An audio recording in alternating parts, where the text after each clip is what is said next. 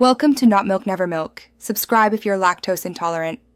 You start by assembling assets and building the timeline. Import a clean background, a transparent search bar PNG, a cursor PNG, and each result line as its own text layer. Once imported, set your project to 30 FPS and trim the timeline to match the intended search length. Place the background on the bottom track, then add the search bar on top and the cursor as a separate track. This setup lets you animate elements independently and avoids clipping when you mask or keyframe later. Next, animate the typing and reveal. Position the cursor at the bar and keyframe its X movement while animating text reveals frame by frame. Advance the text or mask one character every 3 to 6 frames to simulate typing.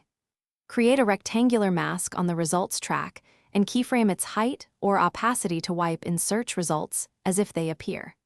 Make sure to add easing to cursor and mask keyframes so motion feels organic. And duplicate the sequence if you need multi-word searches or corrective timing adjustments. Finally, polish and export. Add a subtle drop shadow under the search bar, a gentle zoom to mimic a screen focus, and a short 0. 5-second crossfade for the result area. Render using H.264 at 30 FPS for smooth playback. If things go wrong, say the cursor and text don't sync, nudge keyframes by 1 to 2 frames, enable timeline snapping, and preview at full resolution. These small corrections fix alignment and jitter, so the Google search effect looks authentic and crisp.